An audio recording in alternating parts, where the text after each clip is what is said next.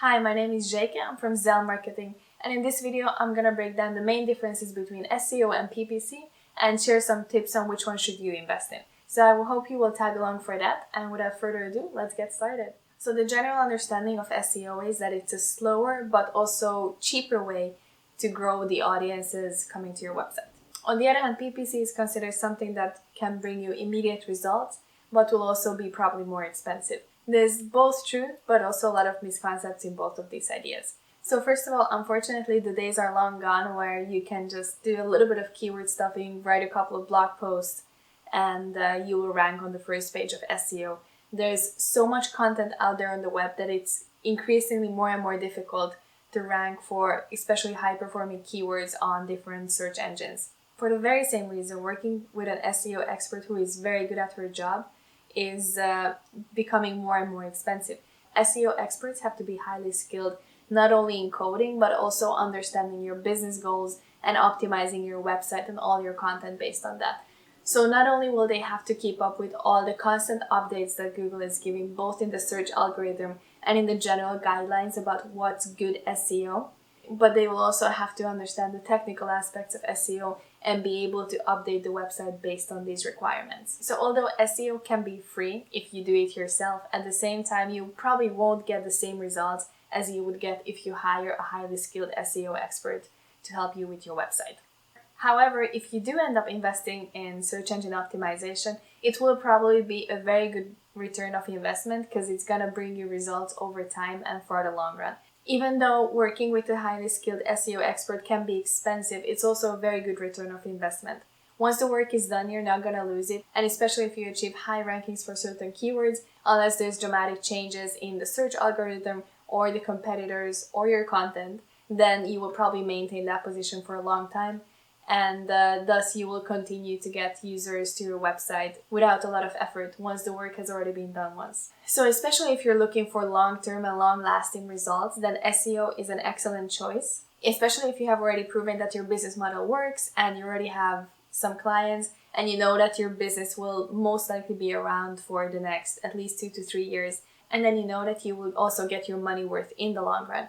However, if you have only very, very recently launched your business, and especially if you have launched a new product which doesn't necessarily have a demand for it, and you're uncertain whether your product will still be around for the next few years, then maybe hold off for a little bit with SEO because you probably won't achieve a lot of results investing in that. Having said that, from the SEO point of view, it's never too early to start optimizing, and the earlier you start, the sooner you will also have results. So following this logic, it's actually better to start with SEO as soon as possible because you know that it will take several months until you actually see results. So might as well start today to ensure that you will have success as soon as possible with your SEO efforts.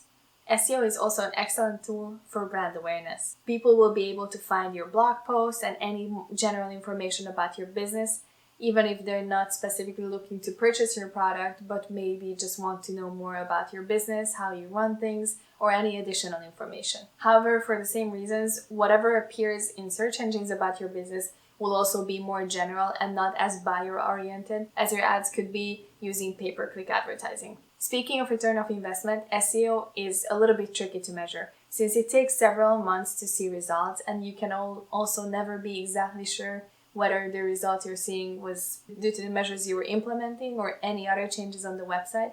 It's difficult to directly calculate the return of investment or any other growth.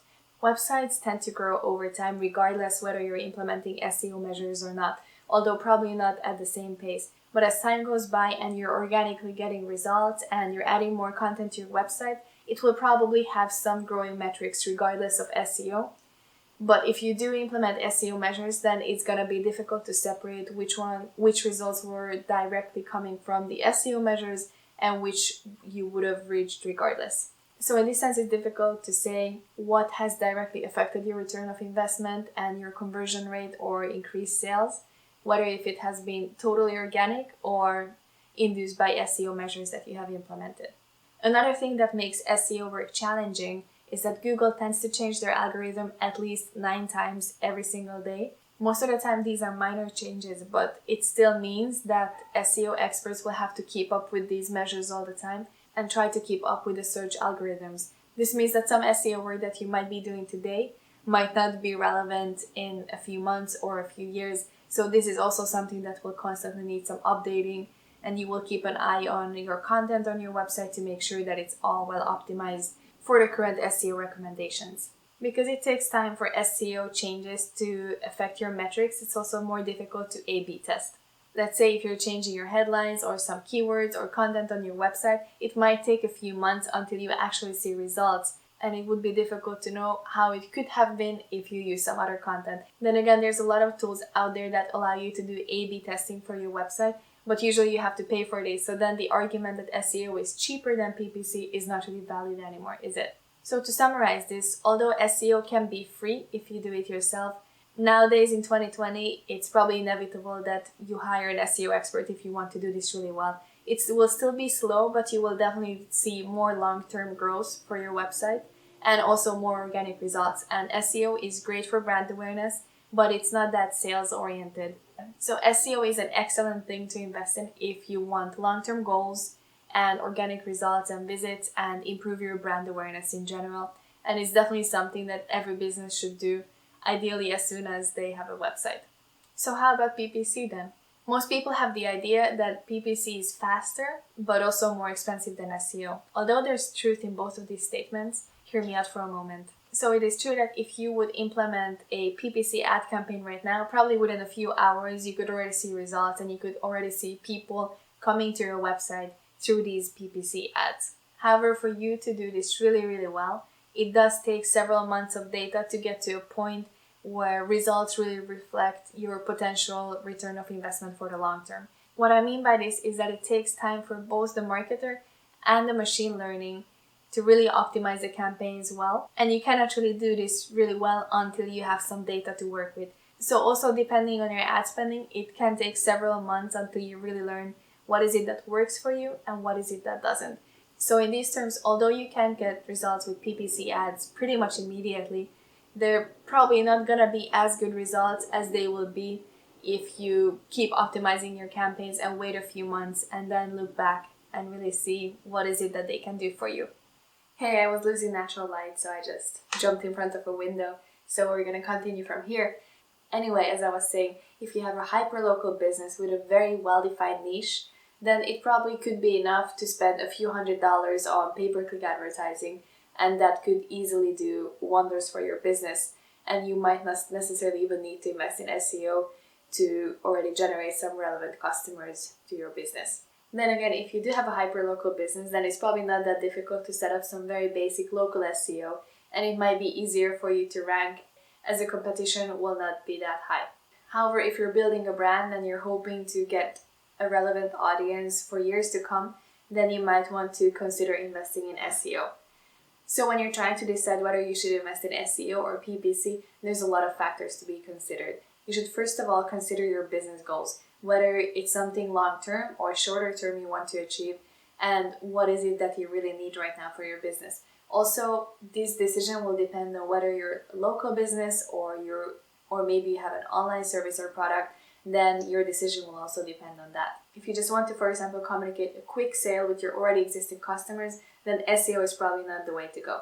However, if you're looking for a way for consumers to find you organically for the long term, then probably you should be going with SEO. What's a good rule of thumb to keep in mind is SEO is more oriented towards branding and organic results, whereas PPC is more buyer-oriented. So PPC is trying to catch customers when they are thinking of a purchase and are close to making a purchase. So if you want to quickly grow your sales revenue, then probably that would be the way to go. But on the other hand, PPC is not that great for branding purposes. You also have to consider that due to the nature of the pay-per-click model, it means that for every single click you will have to pay. But this also means that as soon as you stop paying, you're not getting the benefits of PPC advertising anymore. So with SEO, you're going to be getting a more constant flow of clicks, whereas with PPC, you can really quickly boost your sales and visitors on your website. Another thing to keep in mind is that with SEO, you can pretty much put any content on your website out there since it is yours. But when you're using PPC, you will have to remember that you're using another platform and they have restrictions on what and how and to whom you can advertise. So you definitely have more freedom in that sense using SEO as with PPC.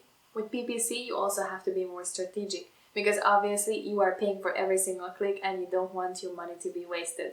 A good example for that is the so-called keyword cannibalism, which is a term that digital marketers use for when you end up paying for the same keyword and the same click that you would have gotten anyway through organic means. So this means that maybe you're ranking really high for a keyword organically, but you're also targeting that keyword in your pay-per-click campaign, and they're on top of each other in the search results. Now, in some cases, this might be desirable, but sometimes it's just a waste of money. So with PPC, you have to be strategic about this and be aware of what you're doing, because otherwise you might end up spending money on a click that you would have gotten for free anyway. So having said that, in ideal circumstances, if you do have the budget and it's part of your business plan, then you actually would invest simultaneously both in PPC and SEO. This can ensure that situations like keyword cannibalism don't happen, and you can really maximize the way you're building your brand and building your business. And these two aspects of search engine marketing can work together really nicely and coherently, supporting one another. If you do end up using SEO and PPC simultaneously, then you can take all the advantages of SEO and all the advantages of PPC and put them together and minimize all the disadvantages that they each have.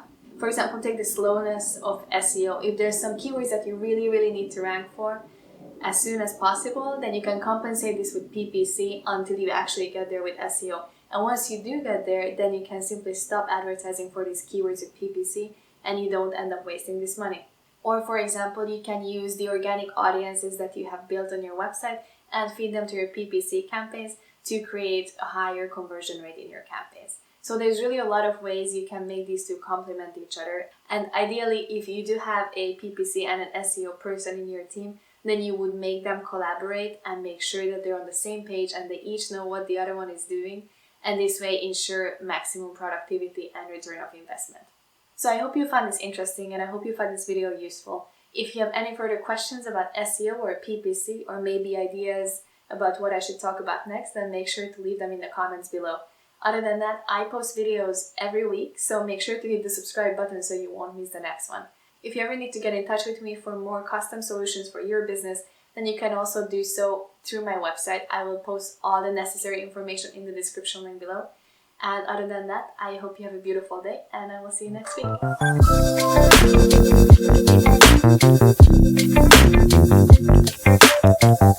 week.